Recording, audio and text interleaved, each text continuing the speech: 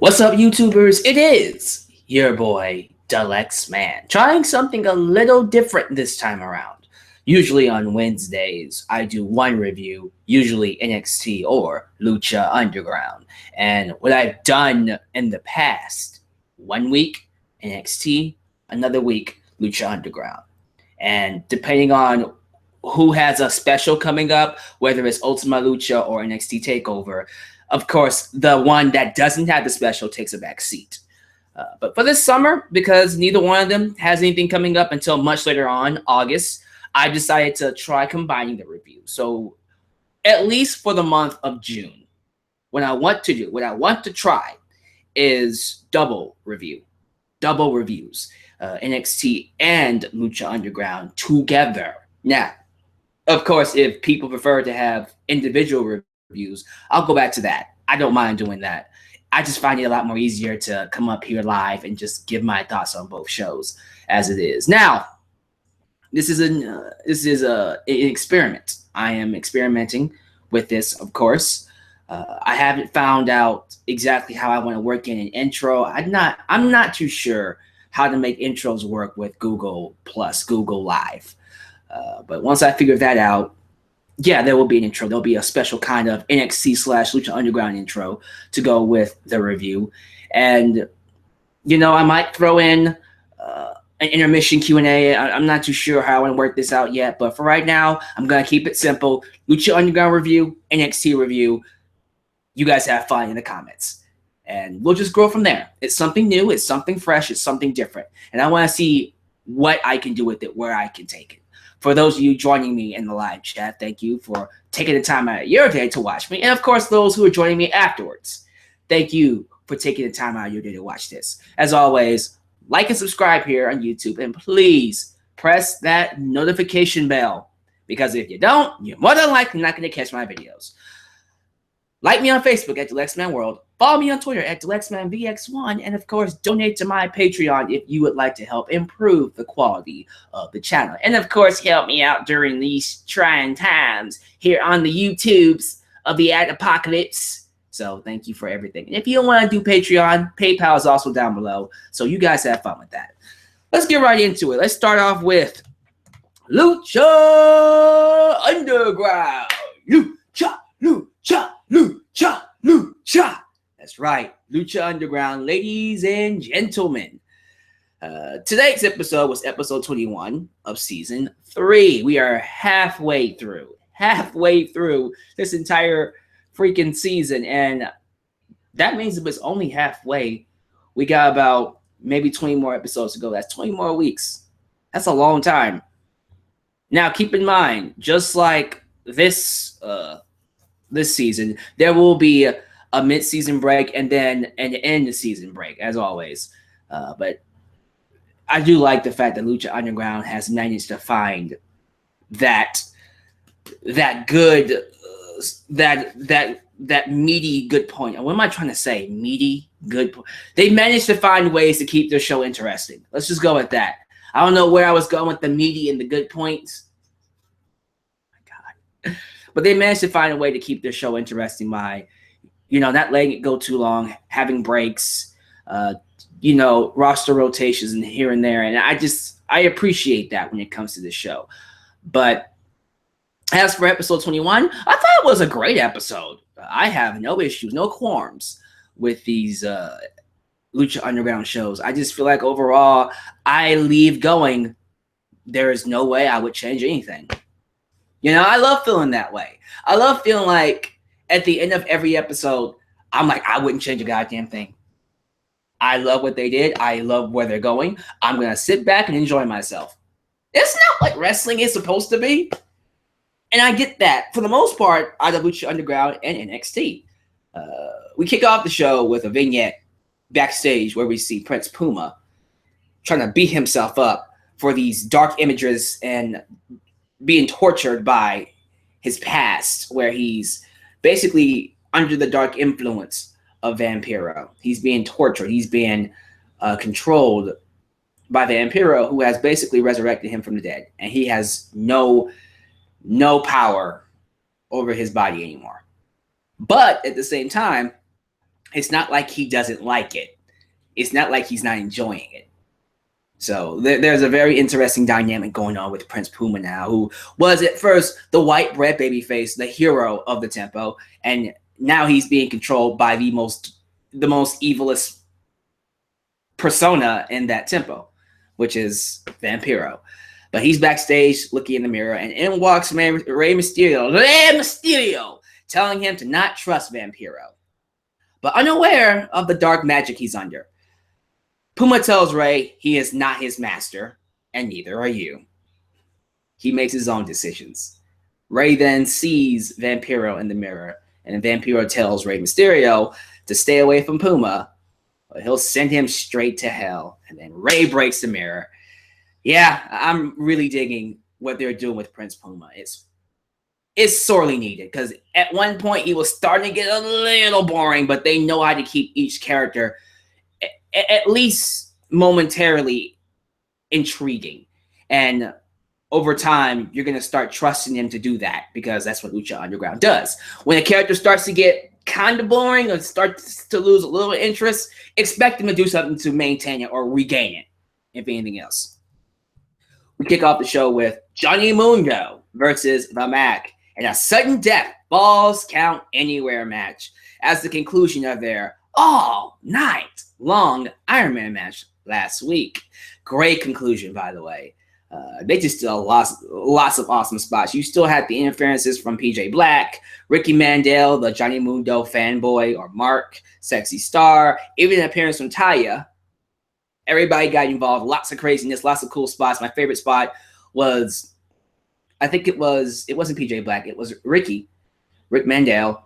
He was distracting freaking Mac on the outside. And of course, here comes Johnny Mundo doing a cartwheel kind of dive from the crowd onto Mac. It was freaking amazing. Awesome stuff. And then, of course, the ending where we see a sunset flip powerbomb onto steel chairs on the outside. Johnny Mundo retains his championship, and Johnny Mundo is such an awesome heel champion. I watch this every single time I watch Johnny Mundo, whether it's here in Lucha Underground, PWG, AAA, wherever company he's wrestling in. I tell myself every time, WWE, what the hell were you thinking? What the hell were you thinking? What were you thinking, buddy? Ridiculous. After the match, we see Dario Cueto announce a 32-man elimination tournament for the Cueto Cup. And the winner of that tournament will earn a Lucha Underground Championship title shot at Ultima Lucha 3. He also announces that Rey Mysterio would take on Johnny Mundo the night of the finals of the Cueto Cup. So we will know what the main event of Ultima Lucha 3 will be on that upcoming night. So I think that's really, really cool. And then I think following that was the Trio Championship, I believe. Yeah, it was the Trio Championship. Drago,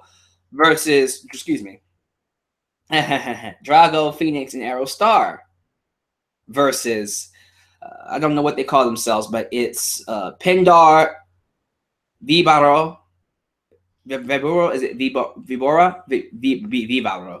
Vibora, I think it's Vibora. I don't know why I'm having a hard time. Vibora and freaking Cobra Moon. And basically, the story of this match is the betrayal of Drago. Drago betrays Phoenix and Aerostar and costs them the Trios Championship. And then, in the middle of the match, joins the other side, which I didn't know was possible, but it's Lucha Underground. He joins the other team and helps them win the championships away from that team. So now it's Drago, Vibora, and freaking Pindar as your new Trios champions, and Cobra Moon controls them all. The Queen has gotten her servants back. I'm looking forward to seeing where this goes, because this can only go so many interesting ways. Now, the main event of the show was Prince Puma versus Mil Muertes, and a great Boyle Heights street fight. These two had one hell of a contest, and as always, Ricochet, Prince Puma, is just a joy to watch. He is good. Every match he does is a must-see match, because you don't know what the hell he's going to do. He's capable of anything. And of course, again, the dark influence of Vampiro showed in this match. He's a lot more vicious. He's a lot more calculating. He's not afraid. I mean, he wasn't afraid before as Prince Puma when he was a good guy, but he isn't afraid to cross that line. You can tell, you get that sense that if he had a knife, he would stab Mil Muertes. You know what I'm saying? I like that feeling that we have from Prince Puma. Now, of course, I have to talk about that crazy spot. It's, how do I describe this? It's a cartwheel? No, it's a moonsault. Some kind of a spinning coast to coast. It's weird. So basically, Mil Muertes is on the other side of the ring with a trash can in front of him. And Prince Puma goes to the adjacent corner to do Shane McMahon's coast to coast. But instead of the straight up dive drop kick, he does a freaking flip. Almost like a moonsault. No, not even a moonsault. Front flip, whatever. Front flip, coast to coast, and he drills a drop kick into Mil Muertes. It's freaking crazy. It was nuts. Like I watched it. I think I watched it twice. I've watched it twice now. I'm whoa. Well, that was a crazy spot. You don't see that every day, man. You don't see that every day. And that's the kind of stuff that I watch Lucha Underground for.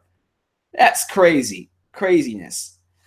The match ends when Vampiro gives Prince Puma a break, and he slams it, cracks it over Mil Muertes' head, and beats a 1-2-3.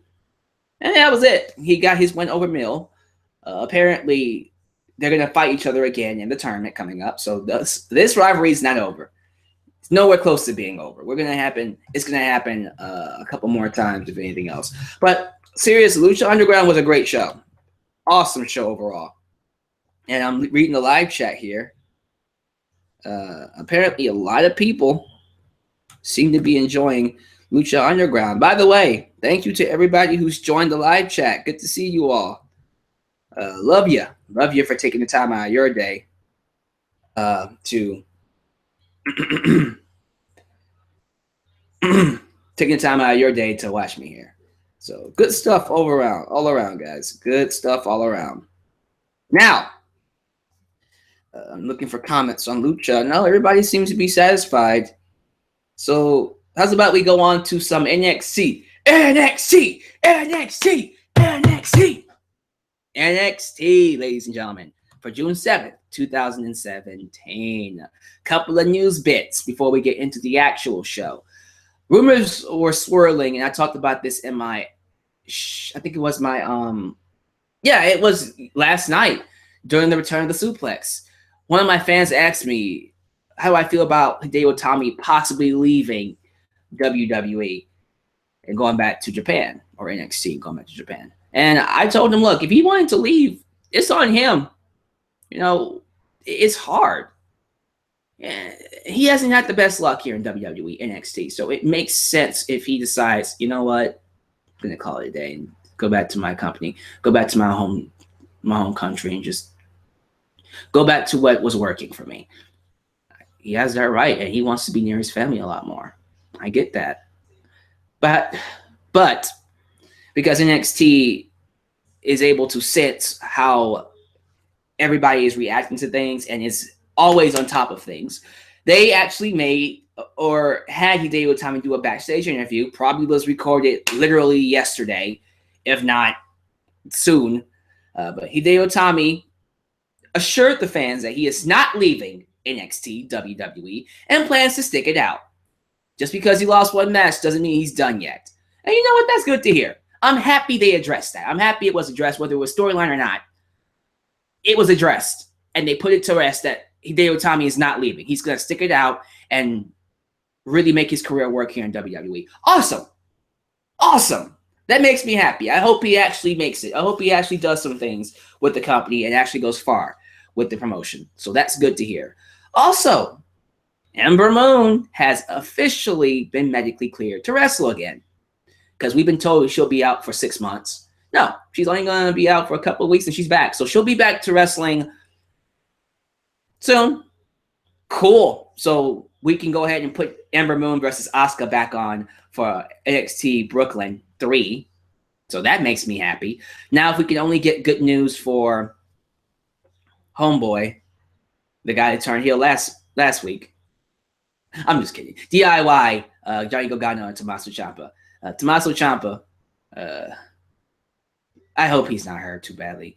Now, if you go to Birmingham, more than likely you are not in good condition. Because the wrestlers that go to Birmingham when they get hurt, that's basically a sign they're going to be out for at least a year. And I would hate for Tommaso Ciampa to be out that long. I hope he's not out that long. Hopefully he comes back. I'm not expecting him to make it back for Brooklyn, but hopefully he can. It'd be nice if he could make it back for Brooklyn. Regardless, it's still good because it gives this storyline, this feud, time to breathe. But damn, man. What they're doing with Ember, Hideo, Tommaso Ciampa, and Johnny Gargano, if we can get all of those programs to line up for NXT Brooklyn, watch that show be the show of the year. Because that show just seems like it's getting ready to just explode. It really does. We kick off the show with Heavy Machinery, a new favorite tag team of mine. Tucker Knight and Otis Dozovic. Dozovic? I'm not too sure. I'm going to go with Dozovic. But Heavy Machinery beat some local tag team with Victor Andrews and Dillian Miley, who is now known as Lars. Is it Lars Sullivan? Yeah, Lars Sullivan. They changed his name, which is fine with me. Still the same guy. And Heavy Machinery wins by beating Victor Andrews. And then after the match, Lars, who is a very sore loser and doesn't like losing because of other people, beats the living hell out of Victor Andrews. And it's very clear to me they are trying to make Lars Sullivan their version of Brock Lesnar. And you know what? He did train with Brock Lesnar, so I am not mad at that. Not mad at that at all. At all. Roderick Strong came out. He comes out to thank the fans for accepting him after the Who is Roderick Strong vignettes. After getting to know him, his family, his hard childhood, everything about him, his struggles, and why he does what he does for his child and his wife. Because he wants to take care of them, but also he wants to live his dream. And he's doing it not just for himself, but for someone else, some other people in his life. And that's cool. Makes him very sympathetic. Makes him lovable. Makes him easy to get behind. But he's more inspired. He's more driven. And he says he's more passionate than ever to win the NXT Championship. And when you say NXT Championship, you know who else to come out, right? You know come out. Say it with me. Glorious! Bobby Roode comes out with a fake tissue, wiping his eyes like he's crying, but he's really not. He is so insincere. He insincerely tells Roderick Strong that he cares about him and his child and how he hopes that he's able to give him some diapers and he's able to help him become a very... He was a dick in this segment. He completely just tore apart his wife and his child, talking about how his son is gonna... I don't know what he said necessarily. I forgot what he said. I should have wrote it down. But he's not going to be a very important person in society. How about that? Because Roderick Strong is somebody that's not meant to be on the level of a Bobby Roode. And if he plays the Bobby Roode lottery, he is going to lose. He tells him best of luck, and he walks away. And Roderick Strong sells it very well. He's disappointed. He's angry, and he doesn't know what to do. So, again, I think what we're doing with HIDEO ITAMI over here with Cassius Ohno, what we're doing with Roderick Strong and Bobby Roode over here, is just to keep them apart for now. I think eventually we're going to get back to HIDEO ITAMI and Bobby Roode. I think we're developing HIDEO a little bit more over here, and then Bobby Roode is being developed over here with Roderick Strong. So either way, I think these guys are going to cross paths again. And I think the plan is for HIDEO ITAMI to eventually win that NXT Championship. They're just developing him a little bit more.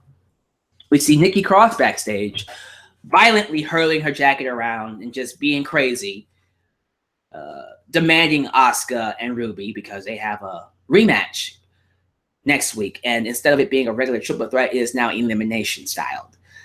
Expect Ember Moon to get involved in that for sure. Now, Peyton Royce defeated local new talent Sarah Logan. I'm growing on Peyton Royce and Billie Kay. You know, I've always thought they were gorgeous, especially Billie Kay. That's a hot Australian right there. But regardless, I've always thought they look great. You know, and I like Peyton Royce in real life. I love her as a personality. She's very similar to Bayley. Very similar. But as TV characters, they're good, but I never really connected with them. They're just there. But now I'm starting to grow a little bit fond of them. I think them as talents have started to leave an impression on me, and seeing them every once in a while is good. I like them.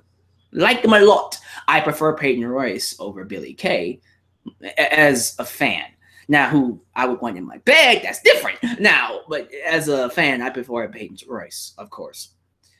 So we're getting some new stuff developing with the women on NXT, especially with the debut of the newest female acquisition, Thea Trinidad, the girlfriend of Austin Aries, who was also, what was she? Who was she in TNA?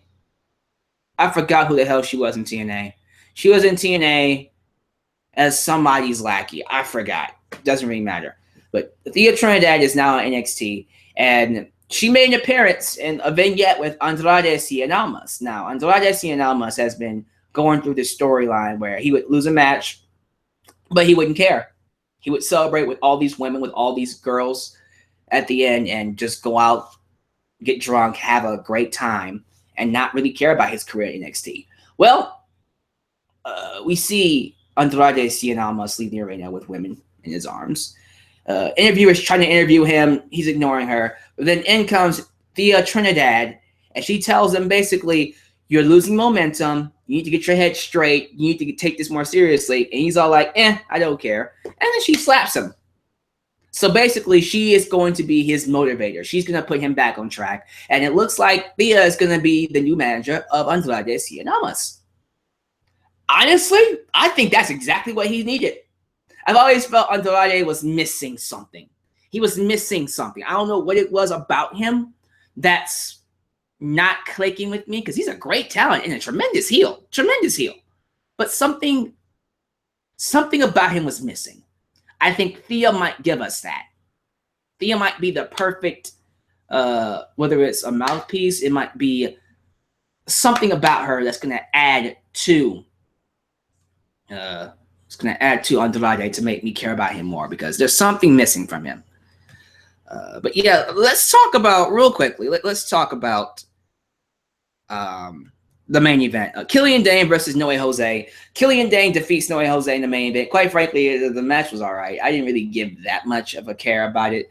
Not saying it was a bad match. I just didn't care about it all that much at all. So now let's go backwards and talk about the best part of NXT. And that was HIDEO Itami. What they did with HIDEO Itami tonight was beautiful. Beautiful. So, as I said before, HIDEO Itami, although he's made it clear that he's not leaving, he's been frustrated. He has been upset that opportunities have always slipped him. He's been injured. He's been hurt. He's lost opportunities because of this. And then when he gets opportunities against the NXT Championship, he always falls short. He always misses the mark. He always misses grabbing that brass ring. And he's frustrated about it, naturally. And you should be. People who get frustrated are human. And as a result, what I love what they're doing with them now is exactly what I wanted. It is exactly what I wanted to see out of HIDEO Itami / Kenta since he came to NXT. Because one of the things about Kenta HIDEO Itami that I didn't like when he first came in, I've always thought he sold a little too much.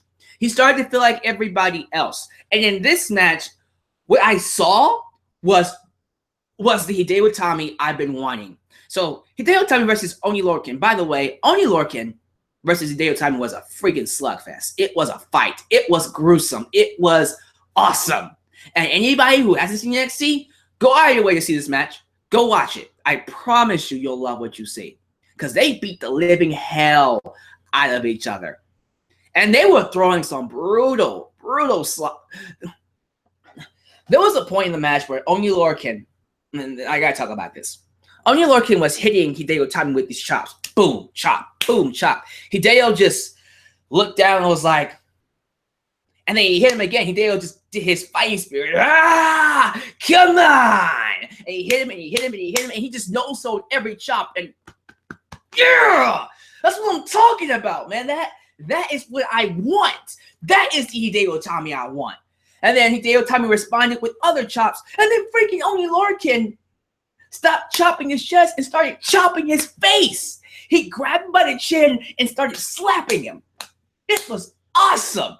And then he did some really awesome running uppercuts. Man, beautiful. But then Hideo Itami got really frustrated. And then we see this moment where Hideo Itami's on the ground. He's pretending to nurse his leg. Only Lorcan walks in to check on him. And then he cheap shots Only Lorcan. Faking. He was faking. He pulled a heel tactic. He faked an injury. He kicked Only Lorcan in the leg. And then he proceeds to beat the holy hell out of him. Vicious strikes to the chest. Kicks to the chest.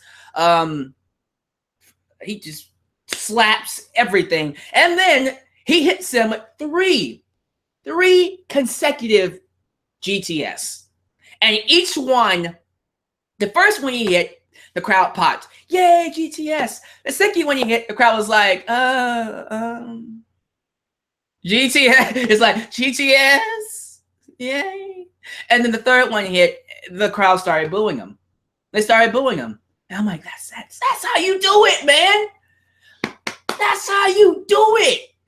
You make the crowd care. Like, okay. Really, Hideo? Come on, man. It's not that bad, man. It's not that bad. And then he goes for a fourth one. And then that's when Cassius Ohno comes out. And he says, dude, enough. Enough. This is not you. I get it. You're frustrated.